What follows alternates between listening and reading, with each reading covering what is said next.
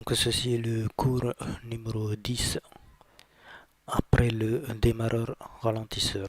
Il s'agit du cours sur les variateurs de vitesse pour moteur asynchrone triphasé. Donc alors dernièrement on a vu le démarreur. Donc maintenant quelle est la différence entre un démarreur et un variateur de vitesse? Un démarreur, son rôle est de faire démarrer le moteur, alors qu'un variateur de vitesse, lui, il sert à faire varier la vitesse grâce à un consigne. Alors maintenant, prenons un moteur asynchrone. Lui, dans un moteur asynchrone, on pourrait dire qu'il y a deux vitesses. La vitesse du synchronisme et la vitesse du rotor. La vitesse du synchronisme, c'est la vitesse du champ tournant. Le rotor, lui, il essaye toujours de rattraper la vitesse du synchronisme, mais il n'arrive jamais. Ce qu'on appelle un glissement, la différence qu'il y a entre ces deux vitesses. Mais pour les explications, on va prendre ici, on va négliger le glissement, on va dire que la vitesse du synchronisme est égale à la vitesse du rotor. Donc la n, c'est la vitesse du moteur, il est égal à f sur p. F, la fréquence en Hertz, P, c'est le nombre de paires de pôles, et N en tours par seconde.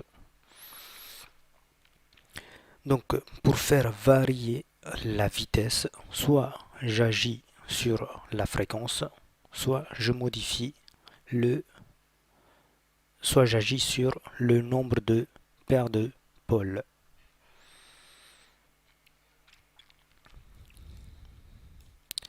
Alors, pour faire varier la fréquence, je prends un variateur de vitesse. Donc je pourrais faire varier la fréquence. Mais pour faire varier le nombre de paires de pôles, on ne pourrait pas. Parce que le nombre de paires de pôles, il est lié à l'enroulement même de la bobine. Donc ça veut dire qu'il est lié à la construction même du moteur. Donc on ne peut pas le faire varier n'importe comment le nombre de paires de pôles. Donc ce qu'on nous dit ici, mode de variation action sur P sont les moteurs à deux vitesses, action sur F sont les modulateurs de fréquence électronique. Donc là j'ai le variateur de vitesse. À l'entrée j'ai une tension fixe qui arrive et une fréquence fixe. Et à la sortie j'ai une tension variable en amplitude et une fréquence qui est variable aussi. Donc tout comme pour le démarreur, avant qu'il y avait de l'électronique de puissance, on utilisait les moteurs, on faisait du démarrage rotorique pour les démarreurs. Avant qu'il y avait les démarreurs électroniques à gradateur. Et là c'est pareil, avant on utilisait, pour faire varier la vitesse, on utilisait les moteurs à deux vitesses.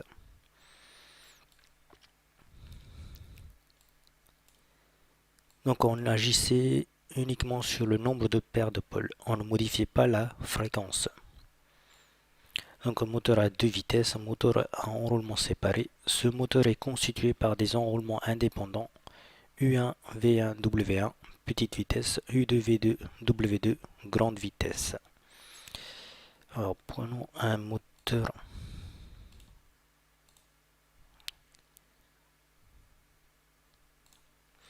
Donc dans un moteur asynchrone, on va dire que c'est un moteur asynchrone, il y a trois enroulements. Alors que dans un moteur à deux vitesses, il y a 6 enroulements. C'est comme dans un moteur, il y en avait deux.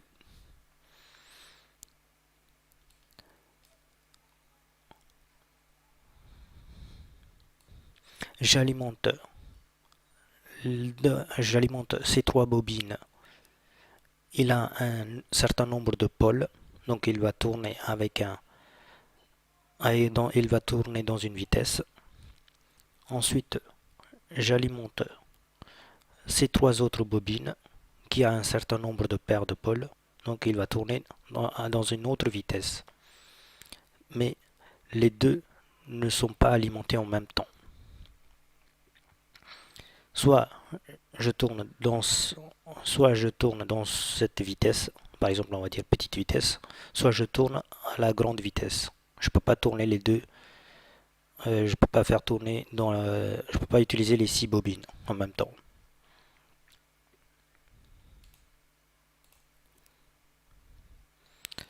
Donc le rapport des vitesses grande vitesse sur petite vitesse peut être quelconque. Soit je tourne à 750 tours par minute, ou soit je tourne à 1500 tours par minute, donc j'ai un rapport de 2. Ou bien soit je tourne à 750 tours par minute, ou soit je tourne à 3000 tours par minute, donc j'ai un rapport de 2, de 4. Donc c'est lié au nombre de paires de pôles. Donc application, soit une machine entraînée par un moteur de vitesse, référence P160L. Donc là je suis dans la page 8, à la page 7 sur 7. Normalement je suis à la page 7 sur 7, mais je l'ai fait sortir cette page. On est dans l'annexe 2. Caractéristiques électriques, moteur, construction, on s'en fout. Moteur de vitesse, rotor en court-circuit à cage d'aluminium.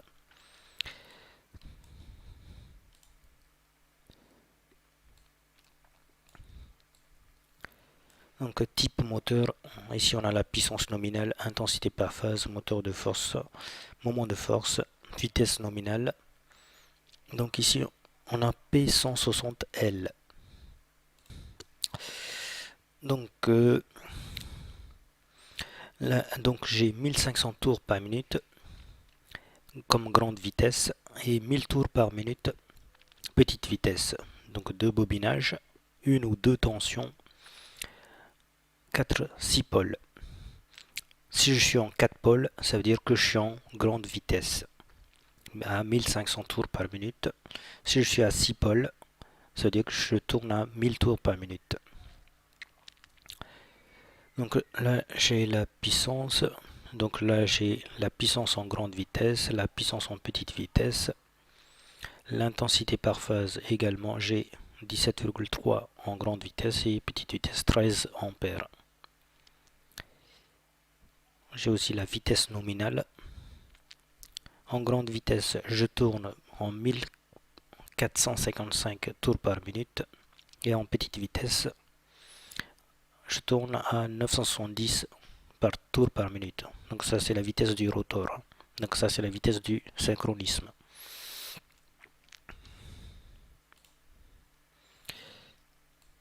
Donc on nous dit commande par API, sortie pourcentage Q0, marche en PV en petite vitesse,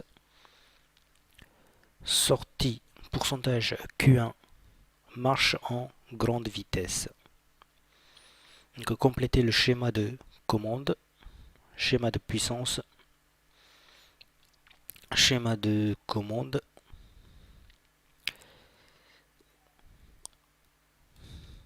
Donc là j'ai un sectionneur Q1. Donc là je viens, si je passe par le contacteur KM1, je passe par le relais thermique, je passe par U1, V1, W1 et je vais dans le moteur. Donc U1, V1, W1, ça correspond aux petites vitesses. Ensuite, de l'autre côté, je passe par KM2, je passe par F2 et je passe dans le moteur. Et je passe par les bornes U2, V2, W2. Donc ça correspond aux grandes vitesses. Donc ici, le moteur il ne tourne que dans un seul sens. pour inverser le sens de marche, je pourrais mettre un contacteur inverseur. Je pourrais mettre un contacteur en plus, soit je mets à côté en parallèle avec KM1, que je vais inverser les phases. Donc à ce moment-là, je vais tourner en petite vitesse, mais dans le sens inverse, en marche arrière. Ou bien je pourrais mettre aussi un autre contacteur en parallèle avec KM2, dont je vais inverser le sens, les lignes 1 et 3. Mais cette fois-ci, je vais tourner en grande vitesse, mais dans le sens inverse, en marche arrière. Alors, dans ces moteurs, le couplage, il est déjà fait d'office, hein, donc on ne pourrait pas modifier le couplage. Soit il est couplé en étoile, soit il est couplé en triangle dans le moteur.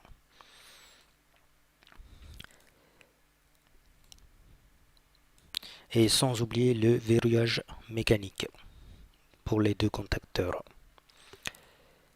Maintenant, le schéma de commande. Donc à la sortie du transfo, je mets un fusible. Je passe par un arrêt d'urgence. Je dois passer par les relais thermiques F1 et F2, par les deux contacts NC du relais thermique. Ensuite, je sors. Comme j'utilise un automate, j'ai pas besoin de bouton d'arrêt, ni de bouton marche, ni d'automaintien.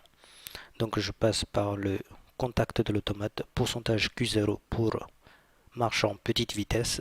Donc c'est le contacteur KM1. Donc là, j'ai KM1. Je passe par pourcentage Q1 pour la grande vitesse. C'est le contacteur KM2. Et sans oublier les verrouillages électriques et mécaniques. Maintenant, mais il faudrait régler le relais thermique. Il faudrait faire, dans un relais thermique, il y a un réglage à faire. Alors, il faudrait que je trouve l'intensité que je dois régler pour F1 et F2. Donc, pour ça, il faut aller dans le dock. Donc, là, j'ai intensité par phase. En grande vitesse, j'ai 17,3 ampères. Et en petite vitesse, j'ai 13 ampères. Donc, c'est ce que je devrais régler dans le relais thermique.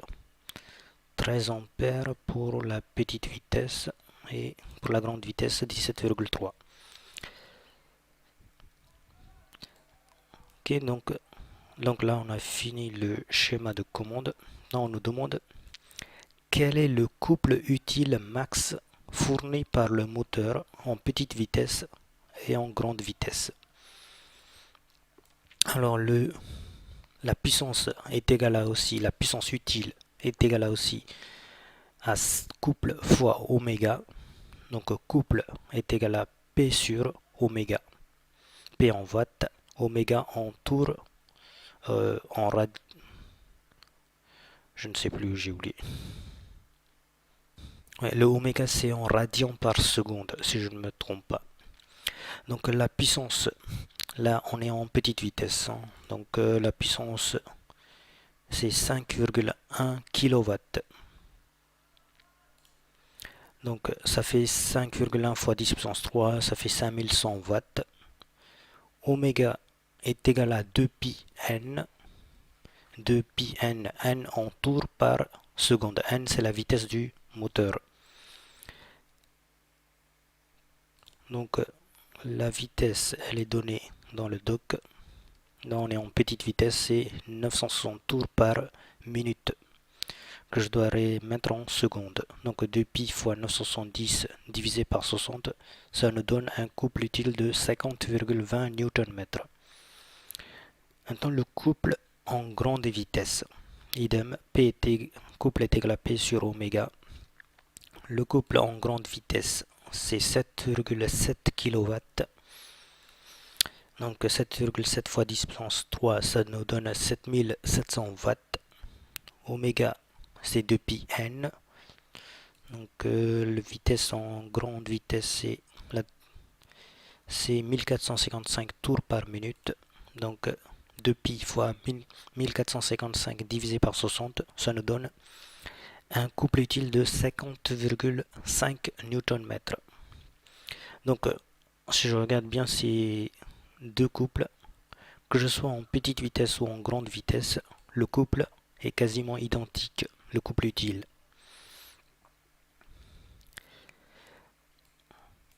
Donc ensuite on nous dit quelle est l'intensité du courant de réglage des relais thermiques. Ça on l'a déjà fait tout à l'heure.